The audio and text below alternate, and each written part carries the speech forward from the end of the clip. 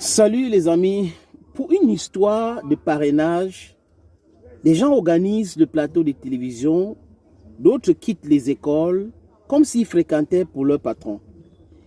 Et des gens organisent ça, payent des gens qui viennent sur un plateau et commencent à raconter du n'importe quoi. On parle de la 53e promotion de Graduation Ceremony of Journalism Students of STIC. Et là, si on suit bien cette actualité, on va se rendre compte que Ama Mana est venu même vers la fin pour écrire aux directrices de cette école et au recteur de l'université de Yaoundé 2. Ce n'est pas parce qu'il s'appelle Ama Mana qu'il n'avait pas le droit de donner son avis. Et j'avais fait une vidéo ici que j'avais dit dans cette vidéo que ce n'est pas une question de personne. Ce qu'il raconte, si vous suivez bien cette missive de Ama Mana, vous allez comprendre ses arguments. Il a été clair là-dedans. Et à partir de là, on a annulé cela. Maintenant, le patron de Vision 4 a le droit de se fâcher. Oui, c'est humain. Si quelqu'un dit que Amougou Belinga n'avait pas le droit de se fâcher, ben, il faut détrompez-vous. Ou c'est lui qui a dit qu'il quitte l'école pour son patron, ben, c'est personnel. C'est l'amour qu'il a pour son patron. Moi, je les comprends. Je peux comprendre cette colère. Mais je ne comprends pas le débat stérile organisé pour accuser un peuple. Le peuple bamileke ne s'est pas regroupé pour demander à Ama Mana d'écrire. Jamais de la vie. Donc si on a des gens qui se disent intellectuels sur un plateau, des gens, en fait, des gens qui ont que des diplômes, mais qui n'utilisent pas leur cerveau à bonne échéance pour développer quelque chose. C'est seulement ce qui est noir. Ils sont sur un plateau, j'ai regardé cette émission, Club d'élite, et ils débitent les choses terribles.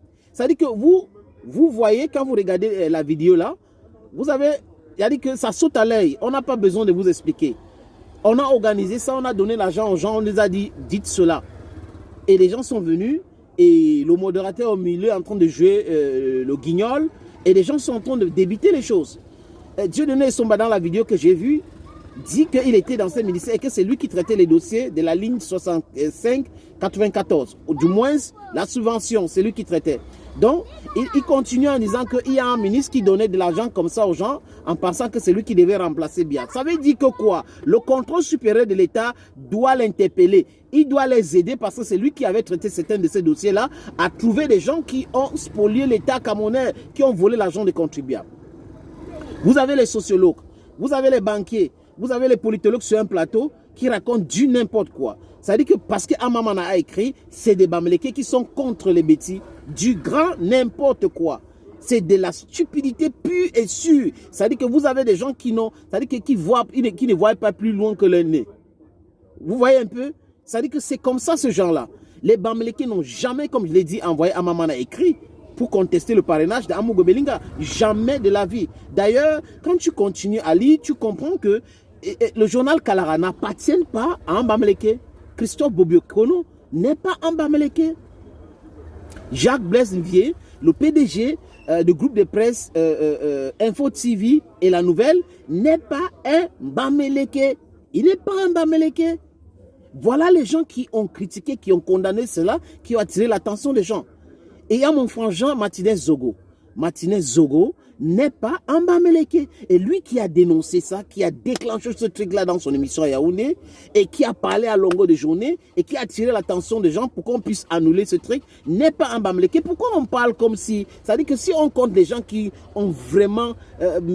les gens qui ont mis la pression pour qu'on annule le parrainage d'Amougou Belinga à la 53e promotion, ou que la 53e promotion de l'ESTIC porte son nom, ce n'est pas des Bamileke. Ce n'est pas des Bamileke. Du moins, ce n'est pas des gens qui viennent de cette communauté-là.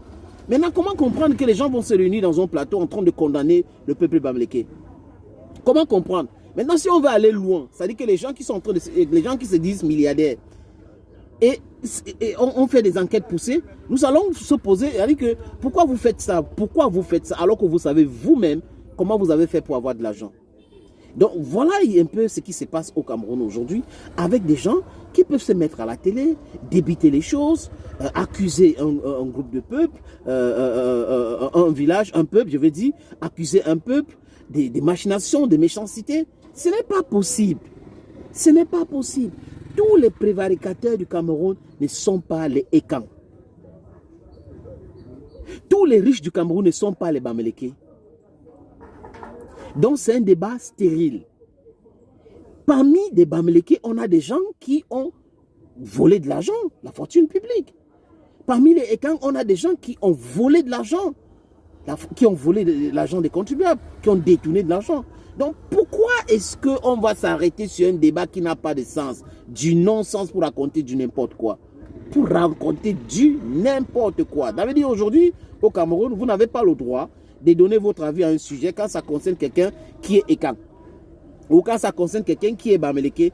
Quand ça concerne quelqu'un qui est Bassa. Parce que si vous critiquez un Bassa, les Bassa vont dire que voilà, les Bamileke n'aiment pas les Bassa. Si un Bassa critique un Bamileke, les Bamileke vont dire que non, les Bassa n'aiment pas les Bamileke. Si un Boulou critique les Bassa vont dire que les Boulous ne nous aiment pas. Ainsi de suite. C'est-à-dire qu'on est en train de créer quelque chose de très dangereux au Cameroun et on ne voit pas. Et ceux qui sont au pouvoir depuis 40 ans, qui ont mis le Cameroun à terre, voient, ils applaudissent, ils rient. Parce que pour eux, ils pensent que c'est comme ça qu'on va les diviser pour rester éternellement au pouvoir. Hey, vous vous trompez. Chers amis, thanks for watching this little video. Let's take the appointment some other time on this same platform. God bless you. If you have time, abonnez-vous. If you have time, commentez. If you have time, partagez. À très bientôt.